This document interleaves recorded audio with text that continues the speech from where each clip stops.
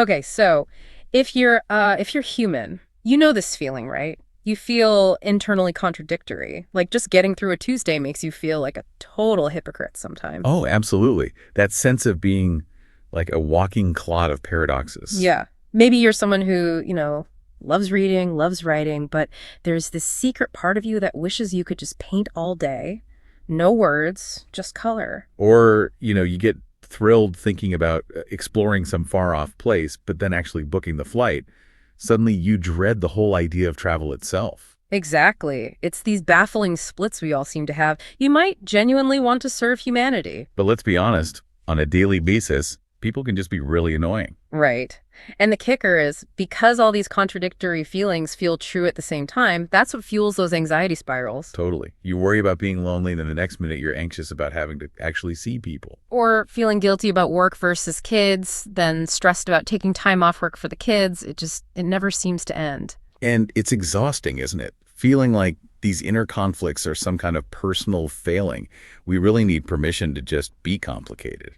And, we actually get that permission slip from Walt Whitman, of all people. Do I contradict myself? Very well, then I contradict myself. I am large, I contain multitudes. I love that quote. It's like the first step, just accepting the complexity. And that acceptance, well, it leads us straight into our topic for this deep dive, parts psychology. Specifically, Dr. Richard Schwartz's internal family systems, or IFS. Yeah, IFS. So our mission here really is to help you start identifying those many anxious selves inside. And understand how their conflicts actually work, the mechanics of it all. Right, so you can move your inner world from that state of constant dissonance towards, well, maybe some cooperation, harmony even. Mm-hmm. Inner peace sounds pretty good. Okay, so let's unpack this core idea. We're all made up of these different psychological parts. Yeah, and each part kind of has its own history, its own perspective, its own fears, really. Now, this idea of inner parts, it's not totally new, is it? You had Freud with the id, ego, superego. Long in his archetypes, sure. But IFS takes a really different angle. I'd say much more hopeful one. How so? Well, Dr. Richard Schwartz, who developed IFS back in the 80s, he started out as a family therapist. Okay. And he noticed something interesting. When his clients talked about their internal struggles, their different selves acted just like members of a difficult family. Huh. Like fighting, not listening to each other. Exactly. Contentious, often not communicating well. But crucially, he found they could be brought into conversation with each other. And that's the systems part, right? Realizing that once these internal parts start listening, they naturally become less polarized. Precisely. The person starts feeling, compassion for all these different struggling bits of themselves. So why does this splitting even happen? Why do we end up with this disjointed inner community? Well, ideally, if we all had, perfect childhoods where every feeling was understood and supported. Which never happens. Right. We probably wouldn't even notice these parts. They'd just work together seamlessly. But the psyche splits when we face overwhelming situations, things we just can't cope with, especially when we're small and feel helpless. So we're talking about things like physical injury, maybe violence, or being attacked or ostracized for who you are. Yeah, like because of your race or maybe being neurodivergent or gender identity, stuff like that. If there wasn't someone there to lovingly help you process that emotional shock. Your psyche basically fragments to protect you. That's the idea. You end up with these parts that are essentially stuck back in that moment of the original pain or fear. Wow. So the goal isn't to force everyone inside to sing the same song? No, that would just be repression. Yeah. It's more about helping them connect, to blend, to create a kind of harmony within the whole integrated mind. Okay, so to get to that harmony, we need to understand the players. IFS talks about three main roles these split-off parts take on. Right, and the first one is often the deepest, the hardest to reach, the exiles. The exiles, what defines them? They are the holders of the raw pain. They carry those overwhelming feelings, the shame, the terror, the feeling of worthlessness from those original, difficult or traumatic events. And they're hidden away. Yeah, banished from conscious awareness so we can just function day to day. But the cost is huge. These exiles are stuck, frozen in time, perpetually feeling that original pain. And they're always trying to get our attention somehow, sending out little signals. Exactly, those little wisps of pain that make us intensely anxious, as the source puts it. It creates that feeling like you're carrying around a Pandora's box. Like if you opened it, everything would just fall apart. Mm-hmm.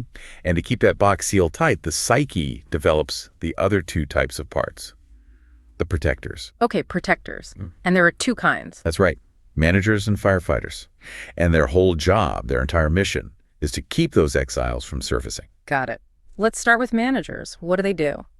Managers try to keep your life orderly, controlled, virtuous, you could say. They manage everything. Like planning, working hard, following the rules.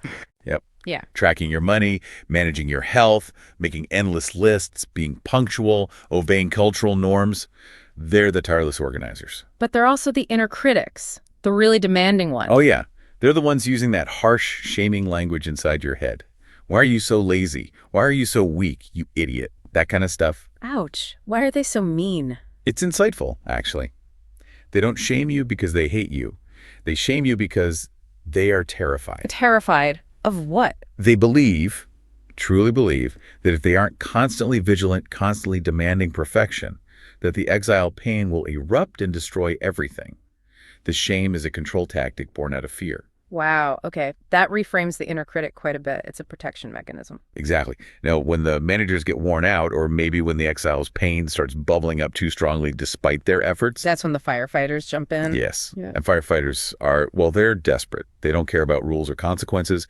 Their only goal is to douse the flames of the exile's pain right now. How do they do that? Through intense, often destructive, distracting activities. Think things like addiction substances, gambling, shopping. Okay. Or sudden rage, huge temper tantrums. Even things like illicit affairs or suddenly becoming fanatically devoted to a cause or a cult. Anything to numb or distract from the exile's suffering. So they burst in when things feel out of control. Pretty much, when energy is low and the manager's control seems to be failing. And this is where the internal war really kicks off. You got it. The managers are furious at the firefighters for being impulsive, for breaking rules, for causing chaos. And the firefighters keep acting out because the underlying pain is still there, and maybe the manager's constant pressure is just too much. Exactly. It creates this nonstop civil war inside us. Which leads to that baffling self-contradictory behavior we see, the polarization. Yes. The source material had some really vivid examples of this. Like Mary, the sweet old lady who wanted to be a nun. Yeah. Her managers kept her super polite, devout, but when she was alone, she'd have these incredibly detailed fantasies about, well, assassinating politicians she didn't agree with. Wow. That's quite a split. Or Roland. Daydreaming constantly about being rich and famous. Total fantasy life. Right. But then The second he actually tried to start a project, anything real, his managers would just scream at him internally, "You're stupid, you're uneducated, you'll fail." So he'd just retreat back into the fantasy. Instantly. Back to the safety of the daydream. And the most extreme example was Jack, wasn't it? The yoga teacher. Oh, Jack. Yeah. Yeah, his manager part was this picture of serenity, right? Motivational speaker, organic food, inner peace. But his firefighter part. Was secretly snorting huge amounts of cocaine, spending money he didn't have like crazy. And didn't he end up joining a cult? A doomsday cult, yeah. I bought an assault rifle on credit. I mean, Yeah. The contrast is just staggering. How can someone be both those things? It doesn't seem logical. And that's the key insight. It's not based on logic. It's based entirely on anxiety. The sheer terror driving the exiles makes these incredibly polarized, contradictory stories feel absolutely real and necessary to the part telling them. Okay, so this internal war, these baffling contradictions, how do we actually stop it? How do we intervene? Well, interestingly, just trying to analyze it or argue with the parts often makes the anxiety worse. Right, so thinking your way out doesn't really work. Not usually. Yeah. But where words do become incredibly helpful is when we start talking directly to the managers and the firefighters. Why does talking work for them specifically? Because unlike exiles, who are often trapped in just raw, wordless sensations of pain, managers and firefighters are trapped in stories. Stories. Yeah, narratives about past trauma or terrifying future scenarios they're trying to prevent. And these stories, while well-intentioned, are essentially fictions built on anxiety. Fictions based on the mistaken idea that they need total control to keep you safe. Exactly. It's an innocent mistake, but it fuels the whole conflict. So what's the technique? How do you talk to them? Is it complicated? That's the kind of genius of the IFS approach. It's surprisingly simple. You treat each part like it's a whole person with good intentions, even if its methods are causing problems. Like you can actually ask a part, say that really critical manager, to just step aside for a minute. Yeah. Dr. Schwartz found you can literally ask it respectfully.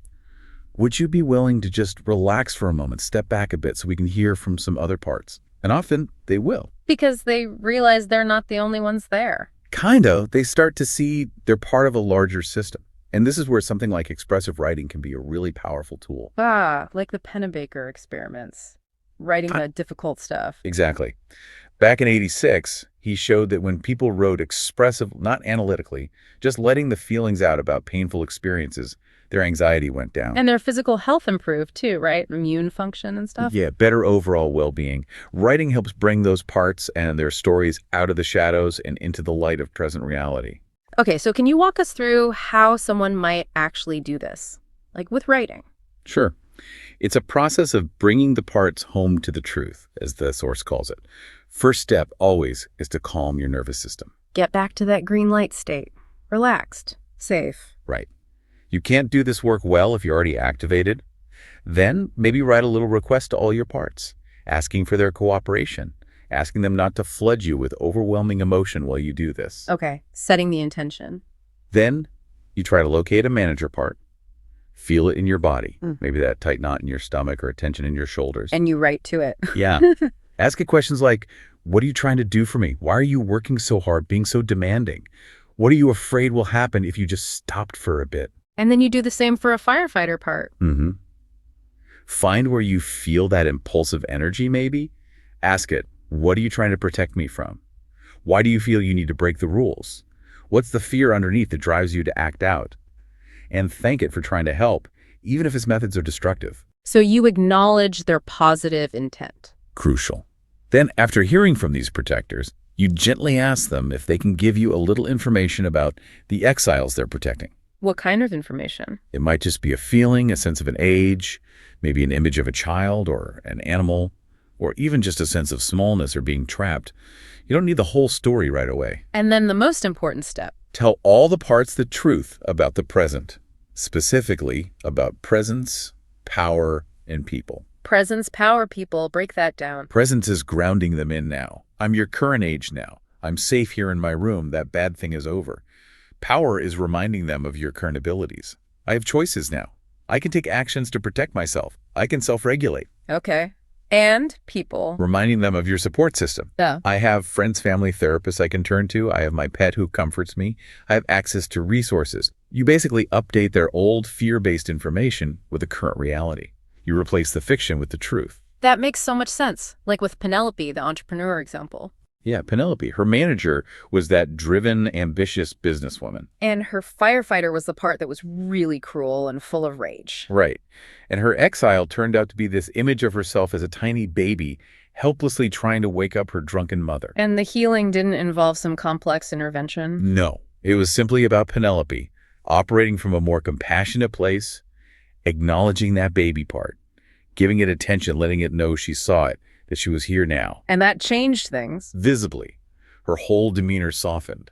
The atmosphere in her company apparently shifted within weeks. It was profound. But wait, if Penelope was acknowledging the baby part, who was doing the acknowledging, it wasn't the manager or the firefighter. Exactly. She wasn't fixing the baby part as another part. She accessed something deeper. Ah, and this brings us to the core identity in IFS. Yes. The self, with a capital S. The self. Okay, so the idea here is that the self is inherently undamaged. That seems pretty radical compared to a lot of psychology that focuses on healing trauma to the core self. It is radical. That's a key departure for IFS. The self isn't just another part. It's understood as your core essence, this wise, calm, compassionate presence that actually includes and transcends all those fragmented parts. And it can't be damaged. Seriously. According to Schwartz, no. The self's qualities might get obscured by the part's activities, but the self itself remains intact.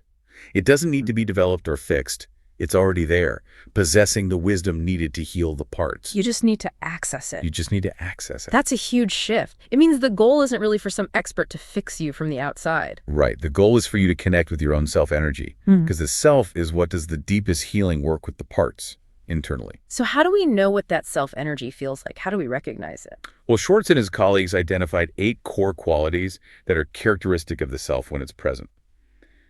They call them the 8 C's. The 8 C's. Okay, what are they? And the alliteration helps. They are Calmness, clarity, confidence, curiosity, courage, compassion, connectedness, and creativity. Calmness, clarity, confidence, curiosity, courage, compassion, connectedness, creativity. Wow, that's quite a list. It is.